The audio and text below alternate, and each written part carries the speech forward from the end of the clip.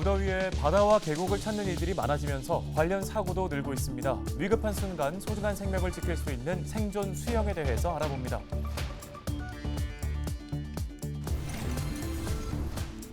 물놀이 사고는 초동 대처가 가장 중요합니다. 누구나 쉽게 생명을 살릴 수 있는 심폐소생술에 대해서 살펴보겠습니다.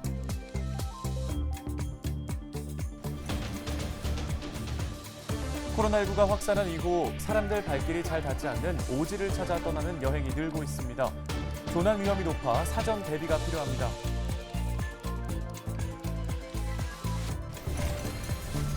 사회적 거리두기가 강화되면서 자동차에서 숙식을 해결하는 일명 차박이 인기입니다. 밤새 시동을 켠 채 차박을 할 경우 생명이 위험할 수 있어 각별한 주의가 요구됩니다.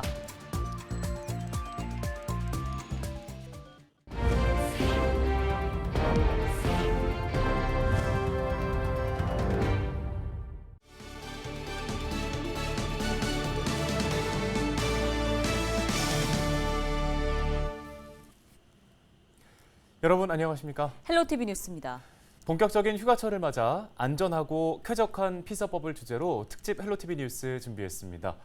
먼저 무더위에 바다와 계곡을 찾는 이들이 많아지면서 최근에 관련 사고도 늘고 있다고 하는데요. 네, 물에 빠지면 지푸라기라도 잡는다라는 옛 말이 있는데요. 위급한 순간 소중한 생명을 지킬 수 있는 생존 수영이 필요한 때입니다.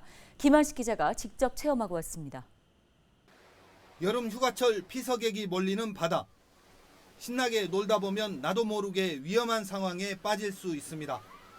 발이 바닥에 닿지 않으면 당황하게 되고 파도에 밀려가면 두려움으로 이어집니다. 이럴 땐 몸을 세우지 말고 침대에 눕듯이 누워 구조를 기다리면 됩니다. 일명 잎새 띄우기로 불리는 생존 수영입니다. 제가 계곡 등에서 물놀이 중 물에 빠졌다는 가정하에 생존 수영을 한번 직접 체험해 보겠습니다. 먼저 몸에 힘을 뺀 뒤 양팔을 넓게 벌립니다. 이때 고개를 뒤로 젖히고 가슴을 넓게 펴니다. 들숨과 날숨에 물에 가라앉았다 떠오르는 차이가 보이는데 폐 속 공기의 양에 따라 부력이 달라지는 겁니다. 생존 수영에서 가장 중요한 것은 침착함을 잃지 않고 안정적인 호흡으로 어깨를 열므로써 자가 부력을 이용해서 뜨는 게 가장 중요하다고 생각합니다. 바다든 계곡이든 물에 빠지면 공통적으로 지켜야 할 사항이 있습니다.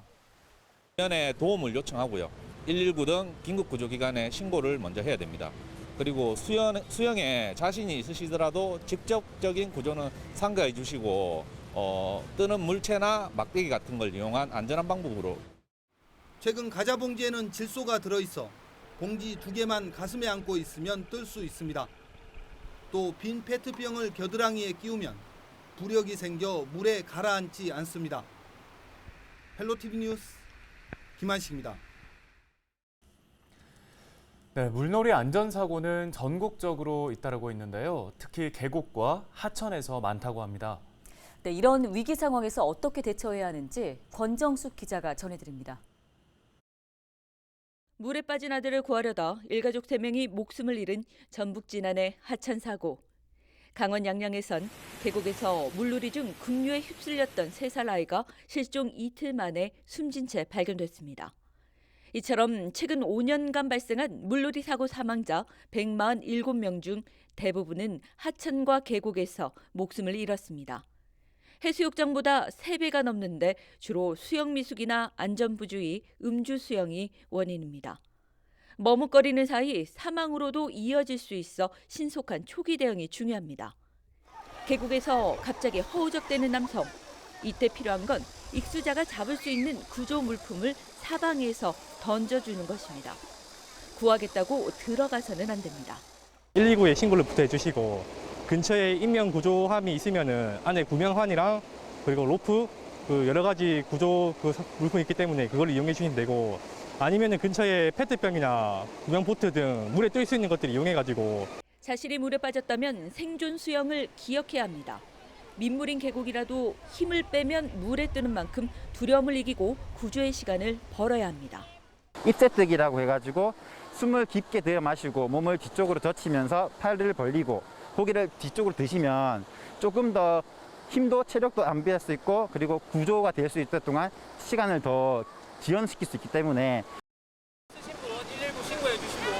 체크 무늬 입으신 분 AED 가져와 주시기 바랍니다.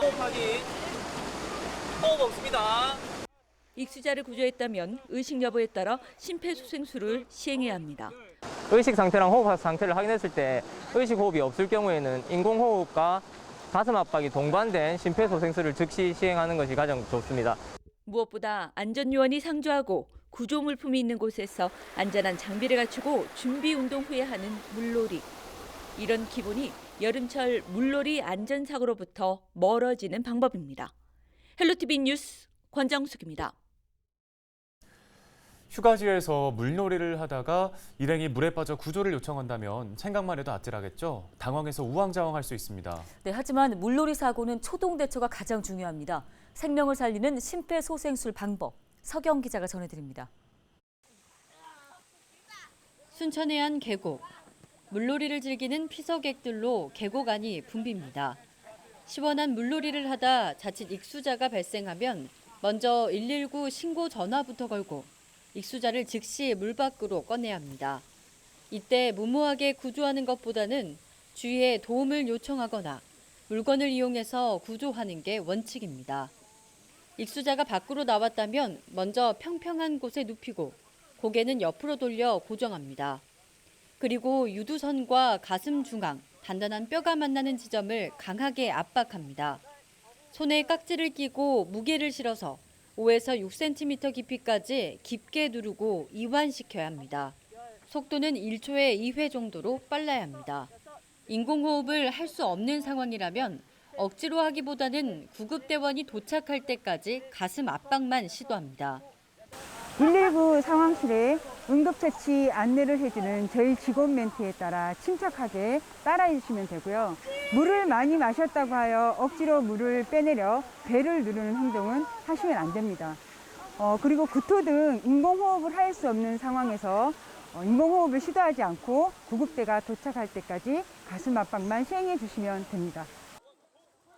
행정안전부 조사 결과 최근 5년 동안 물놀이 사고로 숨진 사람은 모두 147명. 사망자 발생 시기는 휴가가 집중되는 8월 초가 가장 많았습니다. 사고 원인을 보면 수영 미숙과 안전부주의, 음주 수영이 뒤를 이었습니다. 심폐소생술 방법만 정확히 알고 있으면 소중한 생명을 살릴 수 있습니다. 가슴 중앙 5cm까지 깊게, 속도는 1초에 2회로 빠르게. 이 두 가지 꼭 기억하셔서 안전한 휴가 보내시길 바랍니다. 헬로티비 뉴스 서경입니다. 코로나19 확산 이후 사람들 발길이 잘 닿지 않는 오지를 찾아 떠나는 여행이 늘고 있습니다. 하지만 호기심에 떠났다가 외딴 곳에서 조난을 당하기도 하는데요. 네, 꼭 가야 한다면 미리 알아둬야 할 것들이 많습니다. 전문가의 조언을 먼저 들어보겠습니다. 세계 극지를 경험한 남영호 탐험가 만나보겠습니다. 오지라고 하면은 일단 여러 가지 불편을 감내해야 되거든요.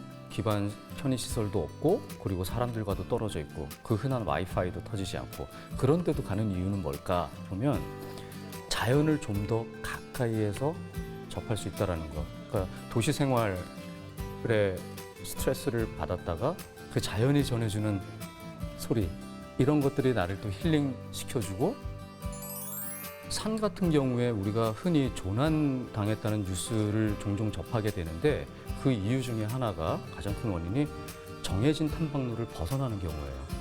정해진 탐방로에는 일정한 거리마다 내 위치 표식이 설치되어 있습니다. 그래서 만약의 사태에도 119에 전화를 했을 때 정확한 위치 정보를 전달을 할 수가 있어요. 그런데 그곳을 벗어났을 때는 정말 전문가가 아닌 이상 내가 정확히 어디 있다라는 위치 정보를 파악하기가 굉장히 어렵습니다. 산행 중의 사고는 대부분 올라갈 때보다 내려올 때 많이 발생합니다. 왜냐하면 올라가는 거에 목표를 두고 내 에너지를 다 소비를 해버리면 내려올 때 그 체력을 쓸 체력이 없는 거예요. 그래서 다리가 풀리거나 몸에 힘이 다 빠지는 경우가 생기죠. 그런데 밤이 되고 비까지 내리면 또 어떤 일이 생길까요? 저체온증이 올 수 있죠. 요즘 들어서 보면 바닷가, 특히나 무인도를 찾아간다든지 이런 경우 많아요. 해상 사고의 문제는 대부분 섬 내에서보다는 섬을 찾아가는 과정, 거기에서 나오는 과정에서 많이 생기거든요. 그 조류의 때를 맞추지 못해서 멀리 동해상으로 빠져버린다거나 그래서 몇 시간 동안 표류를 하는 경우 많죠. 그럴 때에도 마찬가지로 밤이 되면 저체온증으로 위험해질 수도 있는 거고요. 몸이 젖지 않게 유지할 수 있는 최소한의 장비와 구명조끼를 착용을 하시는 게 무인도에 들어갈 때는 이곳이 입도가 허가가 된 곳인지 깊은 산골짜기에 있을 경우에는 핸드폰이 잘 안 터질 수가 있습니다. 그럴 때는 조금 더 개방된 곳으로 이동을 하는 게 좋고요. 그리고 바다상에서 그런 일이 있을 때는 육지에서 보통 60-70km에는 보통 다 통신이 터지게 되어 있어요. 핸드폰이 물에 젖지 않도록 잘 패킹을 하고요. 그리고 언제든지 손에 닿을 수 있는 곳에 두는 게 첫 번째겠죠.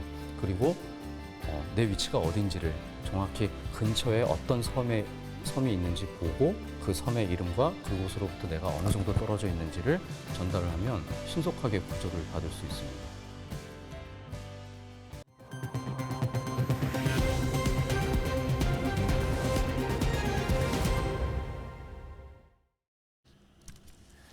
다음 소식입니다. 코로나19로 사회적 거리두기가 강화되고 2020년부터 모든 자동차가 캠핑카로 개조가 가능해지면서 자동차에서 숙박을 해결하는 차박이 인기입니다. 네, 하지만 날씨에 따라 밤새 시동을 켠 채 차박을 하는 경우 생명이 위험할 수도 있어 각별한 주의가 필요합니다.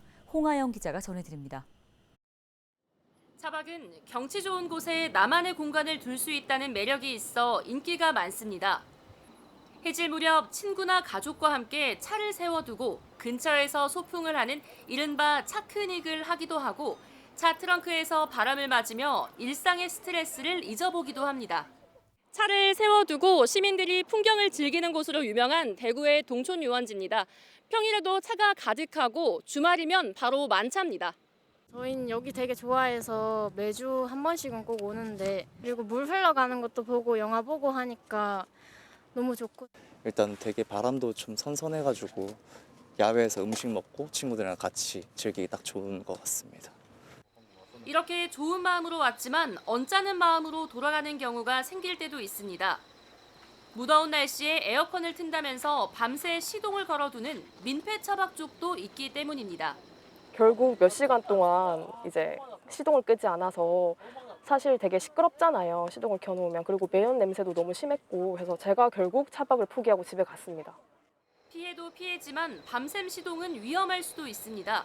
본인도 모르게 일산화탄소에 중독될 수 있기 때문입니다. 일산화탄소가 많이는 아니지만 일정 부분 들어올 수는 있는데요. 그거는 차가 이제 주행을 하게 되면서 외부로 공기를 방출할 수 있습니다. 그거는 차량의 그 주행 속도에 따라서 자연스럽게 내부와 외부의 압력 차에 의해서 배출될 수 있는데요. 이렇게 차가 정차하는 과정에 있는 상태에서는 외부로 일산화탄소가 배출되기 매우 힘듭니다. 일산화탄소는 산소가 부족한 상태에서 석탄, 석유 등 연료가 탈 때 발생하는데 색도 냄새도 없어 농도가 짙어져도 알아채기 힘듭니다. 본인도 모르는 사이에 중독되기 십상이고 심한 경우 사망에 이를 수도 있어 침묵의 살인자라고도 불립니다.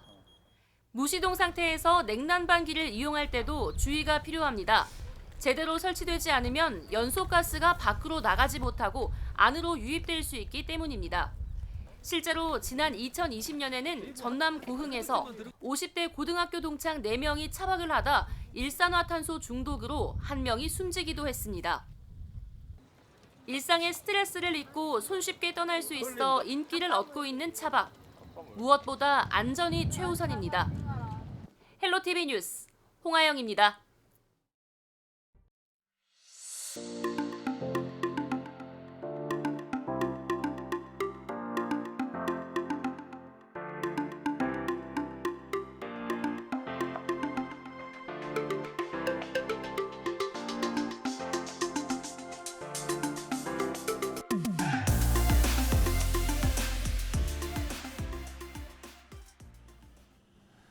오늘 헬로티비 뉴스가 준비한 소식 여기까지입니다. 네, 시청해주신 여러분 고맙습니다.